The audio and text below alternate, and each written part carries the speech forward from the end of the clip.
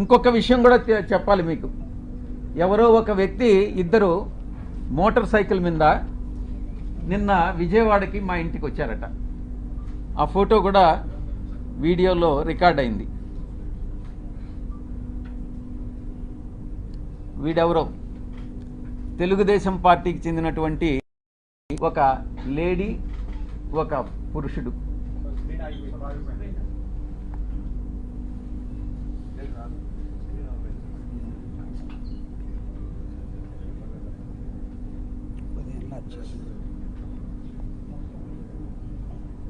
వీళ్ళు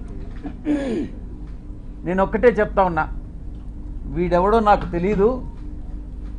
వాడు ధైర్యంగా వచ్చి విజయసాయిరెడ్డి వాడు ఉండాడా ఇక్కడ, పారిపోయాడా అని అన్నాడంట. ఎక్కడికి పారిపోయాడు అని అన్నాడంట. వాడెవడో నాకు తెలీదు. వీడు డెఫినెట్గా తెలుగుదేశం గుండా అయి ఉంటాడు. ఆ గుండా వెనుక ఒక అమ్మాయిని కూడా తీసుకొచ్చాడు. నేను ఒక్కటే చెప్తా ఉన్నా, ఎవరైనా కూడా, నేను ఈరోజు ఇక్కడ వచ్చాను, నాకేం సెక్యూరిటీ లేదే, ఏ ఒక్క పోలీసు నా దగ్గరికి రాలేదే, నాకు పర్సనల్ సెక్యూరిటీ కూడా లేదే, నేను ధైర్యంగా వచ్చా. వీడెవడో టైం చెప్పి నువ్వు ఫలాని దగ్గరికి రా అని చెప్తే ధైర్యంగా నేను ఒక్కడనే వెళ్తా. ఈ రకంగా ఏదో వచ్చి నేను భయపెట్టేస్తాను, నేను కొట్టేస్తాను, చంపేస్తాను అని ఈ రకంగా భయపెడితే తాటాకు చప్పుళ్ళకు భయపడేటటువంటి వాడిని కాదు అని నేను చెప్తా ఉన్నా. పత్రికాముఖంగా చెప్తా ఉన్నా, వీడికే చెప్తా ఉన్నా. నువ్వు టైం చెప్పరా, నేను వస్తా, లేదా నువ్వు మా ఇంటికి వచ్చి వాడు విజయసాయిరెడ్డి గారు ఎక్కడ అన్నావు కదా, నువ్వే చెప్పు, మీ ఇంటి అడ్రస్ చెప్పు, నేను వస్తా, చూసుకుందామని అన్నటువంటి విషయాన్ని నేను చెప్తా ఉన్నాను. నేను దీన్ని బట్టి ఒకటే అర్థం చేసుకోవాలి, ఏ ప్రభుత్వం అధికారంలో ఉన్నా, ఏ కూటమి అధికారంలో ఉన్నా, మేము ప్రతిపక్షంలో ఉన్నా, భయపడే ప్రసక్తి లేదు. మళ్ళీ తిరిగి వైఎస్ఆర్ కాంగ్రెస్ పార్టీ 5 సంవత్సరాల కాలంలో మళ్ళీ అధికారంలోకి వస్తుంది. మధ్యంతర ఎన్నికలు కానీ వస్తే మళ్ళీ కూడా అధికారంలోకి వస్తుంది. ఎవరైతే తోక ఆడిస్తున్నారో ఆ తోక ఆడిచ్చే వాళ్ళందరినీ తిరిగి కత్తిరిస్తామని నేను పత్రికాముఖంగా చెప్తా ఉన్నా. ఇక బాబాసాహెబ్ అంబేద్కర్ గారు రాజ్యాంగాన్ని రూపొందించినప్పుడు రాజ్యాంగ రూపకర్త 4 స్తంభాల్ని నిర్మించారు. 1 పార్లమెంటు, 2 బ్యూరోక్రసీ, జ్యుడిషియరీ, ఆ తర్వాత మీరు 4th పిల్లర్ ప్రెస్. ఏంటి ఉద్దేశం, ఏంటి రాజ్యాంగంలో ఉన్నటువంటి ఉద్దేశం ఏంటి? తరతరాలుగా ఈ యొక్క అణగారినటువంటి వర్గాలు, తరతరాలుగా వెనుకబడినటువంటి వర్గాలు, అది మనునీతి ధర్మం ప్రకారం కుల వృత్తుల వల్ల కావచ్చు, మరి ఏ ఇతర రీత్యా కావచ్చు, ఈ యొక్క అణగారినటువంటి వర్గాలన్నింటినీ కూడా పైకి తీసుకురావాలన్నటువంటి ఉద్దేశంతో రాజ్యాంగంలో ఈ యొక్క 4 స్తంభాలని నిర్మించి చట్టానికి లోబడి మీరు పని చేయండి అని చెప్పినటువంటి మహానుభావుడు బాబాసాహెబ్ అంబేద్కర్ గారు. అందుకే ఈ ఇన్స్టిట్యూషన్స్ అన్నీ కూడా మీకు మీ బాధ్యతలను గుర్తు చేస్తా ఉన్నా. మీడియాకి అంతరాలు లేనటువంటి సమాజమే మన ధ్యేయంగా ఉండాలి అన్నటువంటి చెప్పినటువంటి వ్యక్తి గొప్ప వ్యక్తి బాబాసాహెబ్ అంబేద్కర్ గారు. ఇక అణగదొక్కబడినటువంటి కులాలని ఒక షెడ్యూల్డ్ కులాలుగా పెట్టి, ఒక షెడ్యూల్లో పెట్టి వాళ్ళకి రిజర్వేషన్స్ పాటించమనని, ఆ బాధ్యతని గుర్తు చేయడానికే ఈ బ్యూరోక్రసీ, జ్యుడిషియరీ, ఈ యొక్క పార్లమెంట్ అన్నటువంటి దాన్ని ఆయన రూపొందించడం జరిగింది. దాంట్లో మీ పాత్ర కూడా ఉంది. ఈ రిజర్వేషన్స్ని పాటించేటట్టు ఈ యొక్క ఇన్స్టిట్యూషన్స్ అన్నీ చేయాల్సినటువంటి బాధ్యత మీ మీద కూడా ఉంది. ఈ సందర్భంగా మీరు ఎలా గత 3 రోజులుగా మీరు ఏం ట్రోల్ చేశారు, మీరు ఏం టెలికాస్ట్ చేశారు అన్నటువంటి విషయం నేను వేరే చెప్పనక్కర్లేదు. ఎవరికి మీరు ద్రోహం చేసింది? ఒక ఆదివాసీ మహిళకి, ఒక ఆదివాసీ అధికారినికి ఒక్కసారి ఏదో లేనిది ఉన్నట్టుగా చిత్రీకరించి అవాస్తవాలని, ఆధారాలు లేనటువంటి వాటిని టెలికాస్ట్ చేసి ఘోరమైనటువంటి తప్పిదం చేసినటువంటి ఛానల్స్ ఒకటి, మొట్టమొదటిది మహాన్యూస్. నన్ను డిస్టర్బ్ చేయొద్దు. నేనంతా పూర్తి చేసిన తర్వాత నువ్వు ఏదైనా అడుగు, నేను చెప్పేదానికి సిద్ధంగా ఉన్నా. నువ్వు కూడా వంశీకృష్ణలాగా ప్రవర్తించొద్దు. మహాన్యూస్ 2, ABN 3, TV5 నీకు ఇబ్బందిగా ఉండొచ్చు, కానీ ఇవన్నీ కూడా వాస్తవాలు. ఒక న్యూస్ని టెలికాస్ట్ చేసే ముందు దాని ఆధారాలు ఏంటి, ఎవరి మీద అయితే ఆరోపణలు చేస్తున్నామో ఆ ఆరోపణలు వాళ్ళతో చెకప్ చేసుకొని వాళ్ళ అభిప్రాయాలు తీసుకోవడం జర్నలిస్ట్ సాంప్రదాయాలకి శ్రీకారం చుట్టడం. అది కూడా పూర్తిగా మర్చిపోయి మీ పాటికి మీరు ఆధారాలు లేకుండా టెలికాస్ట్ చేయడం అన్నటువంటిది ఘోరమైనటువంటి తప్పిదం. తప్పకుండా మీరు ఎలా క్షమాపణలు మీ చేత చెప్పించాలో నాకు తెలుసు, నేను చేయిస్తాను కూడా. సమాజం ఒక బాధ్యత, నా గురించి మీ అందరికీ కూడా తెలుసు. నన్ను నేను చెప్పుకోవడం కాదు, చాలామంది మా పార్టీలో ఉండే వాళ్ళు కూడా నా పైన ఆరోపణలు చేశారు, తెలుగుదేశం వాళ్ళతో కుమ్మక్కై. నేను అవన్నీ బాధపడలేదు, నేను అవన్నీ కూడా లెక్క చేయట్లేదు. ఇదంతా కూడా ఈ కుట్రలన్నిటికీ కూడా అందరూ చాలామంది కలిసి కుట్ర చేసి, కానీ నా వ్యక్తిత్వం ఏందనేటటువంటిది నాకు తెలుసు. చాలా కింద స్థాయి నుంచి ఒక 8 ఎకరాలు ఉన్నటువంటి ఆ భూస్వామిగా మా తండ్రి గారికి 2 కొడుకులు. మా అన్న ఇంజనీర్ చదివాడు, నేను చార్టెడ్ అకౌంటెన్సీ కోర్స్ చదివా. ఆ 8 ఎకరాల పొలంలో ఉండేటటువంటి ఫలసాయంతో కింద అట్టడుగు నుంచి పైకి వచ్చినటువంటి వాళ్ళం. కష్టాలంటే ఏందో తెలుసు. వ్యవసాయ కుటుంబం మేము. ఏ రాధాకృష్ణ లాగనో, ఏ బిఆర్ నాయుడు లాగనో, లేకుండా ఉంటే ఏ వంశీకృష్ణ లాగనో. వంశీకృష్ణ కథ నాకు తెలుసు, ఆయన చరిత్ర ఏందనేది. వీళ్ళందరి చరిత్ర కూడా నాకు తెలుసు. వాళ్ళలాగా సిల్వర్ స్పూన్తోనో లేకుండా ఉంటే ఆ బ్లాక్మెయిల్ చేసి డబ్బులు సంపాదించేటటువంటి మనిషి కాదు సాయిరెడ్డి అనేటటువంటి వ్యక్తి. ఆ దేవదేవులైనటువంటి ఆ వెంకటేశ్వర స్వామి సాక్షిగా చెప్తా ఉన్నా, సాయిరెడ్డి తప్పు చెయ్యడు అంటే తప్పు చెయ్యడు. తప్పు చేస్తే ఆ దేవదేవులైనటువంటి ఆ వెంకటేశ్వర స్వామి శిక్షిస్తాడు. రాధాకృష్ణ కాదు, బిఆర్ నాయుడు కాదు, వీడు వంశీకృష్ణ కాదు. నేను ఒక్కటే చెప్తా ఉన్నా,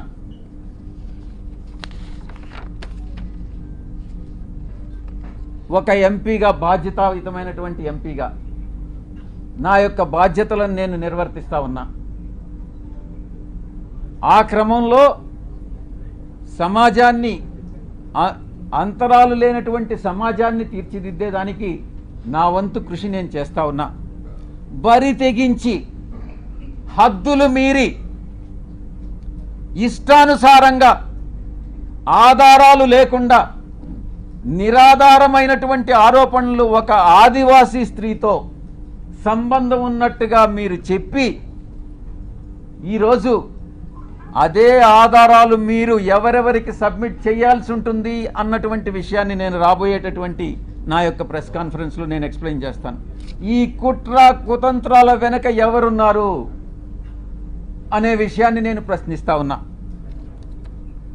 నాకు వ్యతిరేకంగా అనైతికంగా ప్రవర్తించినటువంటి వాడు వంశీకృష్ణ, 2 రాధాకృష్ణ, 3 బిఆర్ నాయుడు, 4 వెంకటకృష్ణ, 5 సాంబడు.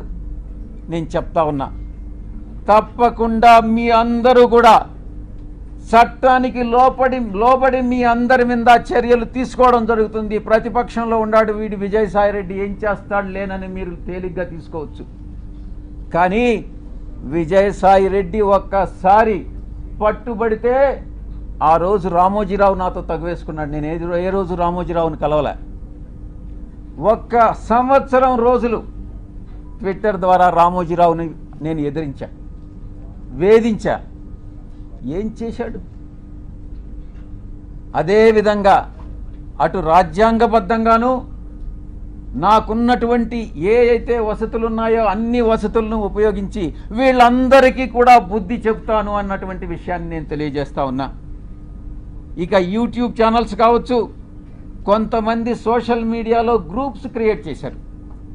ఆ గ్రూప్స్ కానీ చట్టరీత్యా నేను చర్యలు తీసుకోపోతున్నాను అన్నటువంటి విషయాన్ని నేను మీకు తెలియజేస్తా ఉన్నా. ఆ చర్యలు ఏందనేది కూడా మీకు చెప్పి చేస్తాను. మీకు వెన్నుపోటు పొడిచేటటువంటి ఉద్దేశం నాకు లేదు. మీకు చెప్పి చేస్తాను. ఫస్ట్ మొట్టమొదటిగా మిగతా వాళ్ళని పక్కన పెట్టినా కూడా వంశీకృష్ణ అనే వాడిని మాత్రం నేను వదలను. తప్పకుండా ప్రివిలేజ్ మోషన్ పార్లమెంటులో మూవ్ చేస్తాను. వీడు చేసినటువంటి అన్యాయానికి, అన్యాయమైనటువంటి నిరాధారమైనటువంటి ఆరోపణలకి. 2, ఎడిటర్స్ గిల్డ్ ఆఫ్ ఇండియాకి కంప్లైంట్ చేస్తా. 3, ప్రెస్ కౌన్సిల్ ఆఫ్ ఇండియాకి కంప్లైంట్ చేస్తా. నేషనల్ ఉమెన్ కమిషన్కి కంప్లైంట్ చేయిస్తా. నేషనల్ ట్రైబల్ కమిషన్కి కంప్లైంట్ చేయిస్తా. నేషనల్ హ్యూమన్ రైట్స్ కమిషన్కి కంప్లైంట్ చేయిస్తా. ఆంధ్రప్రదేశ్ ఎస్టీ కమిషన్కి కంప్లైంట్ చేయిస్తా. డిఫమేషన్ కేసు ఫైల్ చేస్తా, నేనే చేస్తా. యూనియన్ ట్రైబల్ మినిస్టర్ని కలిసి వీడు చేసేటటువంటి అన్యాయాలు, వీడు చేసేటటువంటి అకృత్యాలు, వీడు చేసేటటువంటి బ్లాక్మెయిల్స్, వీడు చేసేటటువంటి ఇండస్ట్రియలిస్ట్ అందరినీ కూడా పిలిచి వాళ్ళని బెదిరించి, నీ ఇండస్ట్రీలో ఇవన్నీ తప్పులు చేశావు, నువ్వు ఇంత నాకు బ్లాక్మెయిల్ అమౌంట్ కట్టు అని బెదిరింపులను కూడా నేను కేంద్ర మంత్రికి నేను విన్నవిస్తా. ఇక నేనే టేకప్ చేస్తా నా మిత్రుల సహాయంతో. ఉమెన్ ఆర్గనైజేషన్స్ ఏవైతే ఉన్నాయో ఆ women organisations, SC ST organisations అందరినీ కూడా సమైక్యంగా ఏకీకృతం చేసి వీడి మీద చర్యలు తీసుకునేటటువంటి ఏర్పాట్లన్నీ కూడా చేస్తాం. ఇక కాన్స్టిట్యూషనల్ బాడీస్ ఏదైతే ఉన్నాయో న్యాయం కోసం ఇతన్ని శిక్షించేదానికి ఏదైతే చేయాలనో ఆ ప్రతి ఒక్కటి చేస్తానని నేను మీ అందరికీ కూడా తెలియజేస్తా ఉన్నా. ఒక ఆడబిడ్డని, ఒక ఆదివాసీ బిడ్డని బజారుకి ఇచ్చి నా వ్యక్తిత్వం మీద, నా ఎదుగుదల మీద, ఒక పేదలకి సేవ చేయాలి, ప్రజాసేవ చేయాలి అన్నటువంటి ఆలోచన కలిగినటువంటి నా మీద కుట్రబన్ని ఈ యొక్క వ్యక్తి, ఈ వంశీకృష్ణ అనేటటువంటి వ్యక్తిని ఎటువంటి పరిస్థితుల్లో వదిలేదే లేదు అని నేను ఖరాఖండిగా చెప్తా ఉన్నా. వీటన్నిటికీ మించి ఒక ప్రైవేట్ మెంబర్ బిల్ పార్లమెంటులో సోషల్ మీడియాని, ఇటు ఈ యొక్క వెధవలు ఎవరైతే ఉన్నారో జర్నలిస్టులుగా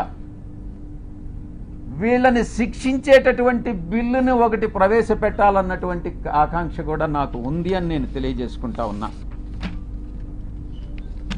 ఇక అమానవీయ రీతిలో, మానవత్వం లేనటువంటి రీతిలో, ఇన్హ్యూమన్గా, అసహ్యకరమైనటువంటి రీతిలో, జుగుప్సాకరంగా మహా ఛానల్లో ఇష్టారీతిన మాట్లాడితే ఇక్కడ ఎవరు గమ్ముకుంటారు? నీకేమైనా ఒడుగున కొమ్ములు వచ్చాయా? నువ్వు ఒక అధికారంలో ఉన్నటువంటి ఒక సామాజిక వర్గానికి చెందిన వాడివని భయపడతామా? నోడల్ ఎంపీగా ప్రభుత్వ కార్యక్రమాలకు హాజరైనప్పుడు చాలామంది అధికారులు హాజరవుతారు, చాలా అడుగుతారు, చేయగలిగినవన్నీ చేస్తాం. నేను ఇక్కడ ఉన్నప్పుడు ప్రజా దర్బార్ నిర్వహించేవాడిని. చాలామంది ప్రజలు చాలా విషయాలు అడిగేవాళ్ళు, చాలామంది కలుస్తారు. విధి నిర్వహణలో భాగంగా వీళ్ళందరూ కూడా కలవడం జరుగుతుంది. కలిస్తే తప్ప, కలిస్తేనే సంబంధం అంటగట్టేస్తారా? తారతమ్యాలు అనేటటువంటివి లేవా? వయసు అన్నటువంటిది తెలీదా? సహాయం కోసం 1-2 సార్లు నా కార్యాలయానికి వస్తే చాలామంది వచ్చారు, మీలో కూడా చాలామంది వచ్చారు. జర్నలిస్టులు కూడా ప్లాట్లు అడిగారు. నేను చేయగలిగిందంతా నేను చేశాను, విశాఖపట్నంలో ముఖ్యంగా. అప్పుడు జర్నలిస్టులకు తెలీదా? ఒక రాజకీయ నాయకుడిని ఈ రకంగా ద్వారా లబ్ధి పొందకూడదు. ఒకవేళ మీరే జర్నలిస్టులు మీకు ప్లాట్ లేదని అలాట్ చేసి ఉంటే, మీకు అలాట్ చేసినటువంటి వాళ్ళలో ఎవరైనా మహిళలు ఉంటే వాళ్ళకి నాకు సంబంధం అంట కట్టేస్తారా? ఏమైనా బుద్ధుండి ఇటువంటి ప్రసారాలు చేస్తారా అని నేను ప్రశ్నిస్తా ఉన్నా. అలాంటి వ్యవహారాల్లో నన్ను తీసుకురావడంలో ఒక పెద్ద కుట్ర ఉంది. దీని వెనక వంశీకృష్ణ వెనక ఎవరుండారు అన్నటువంటి విషయం కూడా నాకు తెలుసు. స్వయాన ఆమె చెప్పింది, ఆ ఆదివాసీ మహిళే చెప్పింది అధికారిని, సాయిరెడ్డి తండ్రి లాంటి వాడు అనని. బుద్ధి ఉండాలి ఎవరికైనా, టెలికాస్ట్ చేసేవాడికి. మనిషి అన్నవాడు మనిషి అయి పుట్టుంటే, కడుపుకి అన్నంగాని తింటా ఉంటే, ఎటువంటి వ్యక్తి కూడా, అటువంటి వ్యక్తులు, మానవత్వం ఉన్నటువంటి వ్యక్తులు ఎవరు కూడా ఇటువంటి విషయాలు టెలికాస్ట్ చేయరు. ఇంకా కూడా చెప్పాలంటే, ఈ వంశీకృష్ణ అనేవాడు ఒక అమ్మ అబ్బకు పుట్టుంటే, వీడు నిజంగా ఒక మనిషి అయి ఉంటే ఇటువంటి అక్రమ సంబంధాలు మనసులో కూడా, మైండ్లో కూడా రావు. వీడు మనిషే కాదు అన్నటువంటి విషయాన్ని నేను చెప్తా ఉన్నా. సాధారణంగా ఇలాంటి కంప్లైంట్స్ వస్తే ఏ పోలీస్ స్టేషన్కో పోతారు. సర్ప్రైజింగ్గా ఈ కంప్లైనెంట్ ఎవరో ఒక కాన్ఫిడెన్షియల్ లెటరు ఎండోమెంట్ కమిషనర్కి ఇచ్చాయట. ఆ బుద్ధి లేని ఎండోమెంట్ కమిషనరు దాన్ని ఎందుకు లీక్ చేశాడో నాకైతే అర్థం కాలే. కాన్ఫిడెన్షియల్గా ఎంక్వైరీ చేయాల్సినటువంటి ఒక అధికారి దాన్ని మీడియాకి ఎలా ఇస్తాడు? అధికారికి బుద్ధి లేదు, తీసుకునేటటువంటి మీడియాకి ఎలా బుద్ధి లేదని నేను ప్రశ్నిస్తా ఉన్నా. నిజాలు ఒకవేళ తీసుకున్నారు, నిజాలు అన్నటువంటివి తెలుసుకోకుండా విచక్షణారహితంగా ఉద్దేశపూర్వకంగా బహిర్గతం చేయడంలో, కుట్రలో ఒక భాగంగా మీరు ఇలాంటివి టెలికాస్ట్ చేస్తారా అని నేను ప్రశ్నిస్తా ఉన్నా. ఈ యొక్క మీడియా, ఒక సెక్షన్ ఆఫ్ మీడియాలో ఇవి ప్రసారం చేయనటువంటివి 4 ఛానల్స్. TV9 ప్రసారం చేయలేదు, 10 TV ప్రసారం చేయలేదు, సాక్షి ప్రసారం చేయలేదు, NTV ప్రసారం చేయలేదు. మిగతా అన్ని ఛానల్స్ ఏదో ఒక రకంగా ప్రసారం చేసినటువంటివే. మీరు ఒక్కసారి చూస్తే ఈ ఛానల్స్ అన్నీ కూడా ఒక సామాజిక వర్గానికి చెంది వెస్టెడ్ ఇంట్రెస్ట్ ఉన్నటువంటి ఛానల్స్ అన్నటువంటిది మీరు అర్థం చేసుకోవచ్చు. ఎవరు టెలికాస్ట్ చేశారన్నటువంటిది కూడా కానీ మీరు ఇంకా కొంచెం లోతుల్లో కానీ వెళితే ఆ యాంకర్స్ కూడా అదే సామాజిక వర్గానికి చెందినటువంటి వాళ్ళు అన్నటువంటిది చాలా స్పష్టంగా తెలుస్తూ ఉంది. ఇంకా ముందుకు రావాలి, ఇంకా ముందు విషయాలు ఉన్నాయి. ఒక వ్యక్తి చేసినటువంటి ఆరోపణలను దృష్టిలో పెంచుకొని ఒక మహిళ క్యారెక్టర్ మీద దెబ్బతీస్తారా? ఒక మహిళ క్యారెక్టర్ మీద దాడి చేస్తారా? ఆ స్థానంలో నేను ఒక్కటే అడుగుతున్నా, ఒరేయ్ వంశీ, నీకు అమ్మ లేదా? నీకు అక్క లేదా? నీకు అమ్మ చెల్లెలు, అక్క చెల్లెలకి తేడా తెలియదా? మీ అమ్మ మీద, మీ అక్క మీద, మీ చెల్లెల మీద ఎవరైనా ఇటువంటి ఆరోపణలు చేస్తే నువ్వు నిజంగా మనిషి అయి పుట్టి నీకు చీము నెత్తురుగాని ఉంటే నువ్వు గమ్ముగా ఉంటావా అని నేను ప్రశ్నిస్తా ఉన్నా. వీడు డెఫినెట్గా సమాధానం చెప్పాలి ఈ విషయానికి. ఈ మారెళ్ల వంశీ అనేటటువంటి వాడు ఆంధ్రజ్యోతి వెంకటకృష్ణ, టీవీ5 సాంబడు, వాళ్ళ పుట్టుక మీదనే నాకు అనుమానం ఉంది. నేను ఈరోజు చెప్తా ఉన్నా పత్రికాముఖంగా, ఒరేయ్ మీ పుట్టుక మీదనే నాకు అనుమానాలు ఉన్నాయిరా. మీ తల్లిదండ్రులకి ఎవరైనా DNA టెస్ట్ చేయించండి, మీరు కరెక్ట్గా పుట్టారా లేదా అని మిమ్మల్ని అడిగితే మీరు బాధపడతారా లేదా అన్నటువంటి విషయాన్ని ఒక్కసారి మీరు మిమ్మల్ని మీ మనస్సాక్షిని ప్రశ్నించుకోండిరా. అప్పుడు అర్థమవుతుంది మీకు మనసులో బాధ ఏందన్నటువంటిది. ఆరోపణలు చేయడం కాదు, బ్లాక్మెయిల్ చేయడం కాదు, డబ్బులు సంపాదించడం కాదు, మనిషి అయి పుట్టిన తర్వాత సమాజానికి సేవ చేయడం రా ముఖ్యం. మీలాగా డబ్బు సంపాదించుకొని మీ యొక్క స్వలాభం కోసం మీరు ఆనందాన్ని పొందడం కాదురా. ఈ యొక్క ఆవేదన అర్థం చేసుకోవాలి. నా యొక్క ఆవేదన నేను ఒక్కటే అడుగుతా ఉన్నా, ఇదేనంటరా మీ జర్నలిస్టిక్ విలువలు? ఇదేనా మీ జర్నలిస్టిక్ విలువలు? ఇక వంశీ విషయానికి వస్తాం. వీడికి బ్లీచింగ్ పౌడర్కి, టాల్కమ్ పౌడర్కి, లేకుండా ఉంటే ఇంకొక కోకైన్కి తేడా తెలియదు. వీడిని అసలు సమాజంలోనే వీడి టాల్కమ్ పౌడర్ అంటారు వీడిని.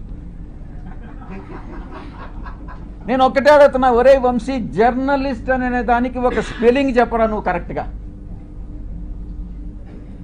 ఎక్కడో చదువు పేరు లేని వాడివి, చదువు లేని వాడివి, విజ్ఞానం లేని వాడివి, ఇంగిత జ్ఞానం లేనటువంటి వాడివి, మీడియాలో చొరబడి అందరినీ మోసం చేసి మిగతా వాళ్ళందరినీ కూడా ఏకంగా ఛానల్ యాజమాన్యంలోకి వచ్చి నువ్వు సాగిస్తున్నటువంటి అరాచకాలు ఏదైతే ఉన్నాయో, నువ్వు చేస్తున్నటువంటి బ్లాక్మెయిల్ ఏదైతే ఉందో, అది సభ్య సమాజం తల ఉంచుకునేలా మీ తల్లిదండ్రులకు తెలిస్తే, మీ అక్క చెల్లెళ్ళకి తెలిస్తే వాళ్ళు కూడా తల వంచుకుంటారు రా వంశీ.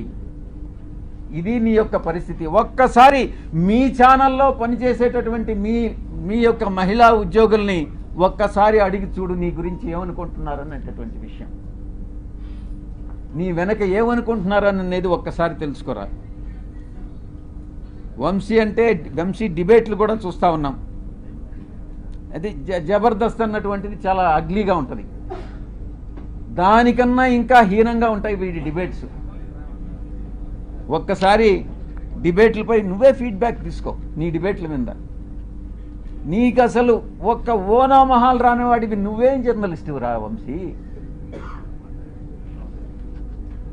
తల్లికి కూతురికి, చెల్లెలకి పెళ్ళానికి తేడా తెలియని స్థాయిలో ఒక మహిళకి అంటగట్టి ఆరోపణలు చేసి డిబేట్ చేస్తావంటరా వంశీ అని నేను ప్రశ్నిస్తా ఉన్నా. ఒకటి వంశీ, నీకు పిల్లలు లేరా? నీకు కొడుకులు కూతుళ్ళు లేరా? డెఫినెట్గా ఉండాలనుకుంటా, మగపిల్లలు ఉండాలనుకుంటా, ఆడపిల్లలు లేరు. వీడికి కూతుళ్ళు కానీ పుట్టుంటే అప్పుడు తెలిసుండేది వీడికి బాధ ఏందని అనేటటువంటిది. ఆ కూతుళ్ళ మీద ఎవరైనా ఆరోపణలు చేసుంటే అప్పుడు తెలిసుండేది ఈ వంశీ అని అనేవాడికి బాధ ఏందని అనేటటువంటిది. అప్పుడు ఆ పిల్లల పైన ఇప్పుడు నీకు కొడుకులు ఉన్నారా? నీ కొడుకులా కాదానని ఎవరైనా DNA టెస్ట్ చేయించమని నన్ను అడిగితే నువ్వు బాధపడతావా లేదా అని నేను ప్రశ్నిస్తా ఉన్నా. ఇక సాంబడు గురించి తెలుసుకోవాలి. సాంబడు కాసేపు అయిపోవచ్చింది, కాసేపు నిశ్శబ్దంగా ఉండండి వెనుకుండేటటువంటి వాళ్ళు, లేకుంటే ఇక్కడికి వచ్చి స్టేజ్ మీద మీరే మాట్లాడండి, నేను కూడా వింటా. సాంబడి గురించి చెప్పుకోవాలనంటే సంధ్యా శ్రీధర్ రావుని అడగాలి. నాకంటే ఎక్కువ ఆయనే చెప్తాడు. వీడి పెట్రోల్ బంకుని ఎలా దోచేసింది, ఎవరిని లోపరుచుకొని అడుక్కునే స్థాయి నుంచి ఆడంబరం స్థాయి వరకు ఎలా వెదిగాడు వీడి సాంబడు, సంధ్యా శ్రీధరే ఎక్కువ బాగా చెప్తాడు. ఇక ఏబిఎన్ డిస్కషన్లో చేసేటటువంటి వెంకట్ గాడు ఉన్నాడు. వీడు ప్రముఖ సినీ దర్శకేంద్రుడు దగ్గర పనిచేసే ఒక అమ్మాయిని సైట్ కొట్టి జర్నలిస్ట్ కాలనీలో ఆ అమ్మాయికి కూడా సైట్ కావాలని అక్రమంగా ఆ జాబితాలో పేరు పెట్టించి ఆ తర్వాత ఈటీవీలో ఉద్యోగం పోగొట్టుకున్నటువంటి వాడు వీడు వెంకట్ అనేవాడు. వీళ్ళందరూ కూడా జర్నలిస్టులు. తెలుగు జర్నలిస్టు ప్రమాణాలు పాటించేటటువంటి గొప్ప జర్నలిస్టులు. ఇది ఆ తెలుగు జర్నలిజం యొక్క కథ. కనీస నైతిక విలువలు, మానవ సంబంధాల మీద అవగాహన లేనటువంటి వాళ్ళు జర్నలిస్టు ముసుగులో వీళ్ళందరూ కూడా బ్లాక్మెయిలర్స్ని నేను కొన్ని ప్రశ్నలు అడగదలుచుకున్నా. 3 ప్రశ్నలు. ఒరేయ్ వంశీ, నువ్వు జవాబు చెప్పు. క్యారెక్టర్ అసాసినేట్ చేయడానికి ఎందుకు ప్రయత్నిస్తున్నావురా అని అడుగుతా ఉన్నా. 2, నీ క్యారెక్టర్ని ఎవరైనా ఇబ్బంది పెడితే నువ్వు చూస్తూ ఊరుకుంటావా అని ప్రశ్నిస్తా ఉన్నా. ఎలాంటి ఆధారం లేకుండా నీ పేరుని ఎవరో మహిళతో లింక్ చేసి DNA టెస్ట్ చేయమని అడిగితే నువ్వు గమ్ముకుంటావా అని ప్రశ్నిస్తా ఉన్నా. ఈ 3 ప్రశ్నలకి నువ్వు సమాధానం చెప్పరా, నువ్వు నిజంగా జర్నలిస్టు అయితే? మనమందరం కూడా నాగరిక సమాజంలో, ప్రజాస్వామ్య దేశంలో జీవిస్తున్నాము అన్నటువంటి స్పృహ నీకు ఉందా అని ప్రశ్నిస్తా ఉన్నా. అసత్యమైనటువంటి, అమానవీయమైనటువంటి ప్రసారాలను వేగవంతం చేసే అవకాశం ఉన్నటువంటి ఈ రోజుల్లో కనీస విచారణ లేకుండా ఎవరు నిజంగా ఈ యొక్క ఇన్ఫర్మేషన్ కరెక్టా కాదా అన్నటువంటిది కూడా తెలుసుకోకుండా తిరిగి టెలికాస్ట్ చేయడం శిక్షార్హమైనటువంటి నేరం అని నీకు తెలియదా? అయినా నువ్వు చదువుకోలేదు, నీకేం తెలియదని నాకు తెలుసు, అయినా నీకు నేర్పిస్తా ఏం చేయాలన్నటువంటిది. దీన్ని ప్రజలు హర్షించరు అని నేను తెలియజేస్తా ఉన్నా. ఇక ఇంకొక విషయం కూడా నేను మీకు చేయదలుచుకున్నా. గతంలో ఒక 2.5 సంవత్సరం కిందట అప్పట్లో రామోజీరావు మీద కోపం వచ్చి నేను కూడా ఒక ఛానల్ స్టార్ట్ చేయాలని నేను ఒక నిర్ణయం తీసుకున్నా. అది ఓపెన్గా కూడా అనౌన్స్ చేశాను. కానీ కొన్ని కారణాల వల్ల మా అధ్యక్షులు నువ్వు అనవసరంగా లాస్ అయిపోతావన్నా, ఎందుకు మన ఛానల్ ఉంది కదా అని అంటే మళ్ళీ గమ్మైపోయా. కానీ ఈరోజు నిర్ణయం తీసుకున్నా, అరే వీడు దేనికి పనికిరానటువంటి వాడు ఈ వంశీ అనేటటువంటి వంశీగాడు ఛానల్ స్టార్ట్ చేయంగా ఒక ఎంపీగా ఉండి సమాజంలో ఒక పలుకుబడి ఉండి ఒక మంచి సేవ చేయాలన్నటువంటి దృక్పథం ఉన్నటువంటి నేను ఛానల్ స్టార్ట్ చేయలేనా? ఇన్ని రోజులు నేను ఎందుకు కాలయాపన చేశానన్నటువంటి తపన ఈరోజు నాలో మొదలైంది. తప్పకుండా ఛానల్ స్టార్ట్ చేస్తాను. మళ్ళీ నిర్ణయం తీసుకున్నా. ఈసారి ఎవరు చెప్పినా కూడా వినేది లేదు. ఛానల్ ప్రారంభం చేసి తీరుతా అతి త్వరలో. వీళ్ళందరి దుశ్చర్యలు ఈరోజు ఏదైతే ఈ యొక్క కుల ఛానల్స్ ఉన్నాయో, కుల పత్రికలు ఉన్నాయో, వీళ్ళందరినీ కూడా ఎండగడతాను అని నేను పత్రికాముఖంగా తెలియజేసుకుంటా ఉన్నా.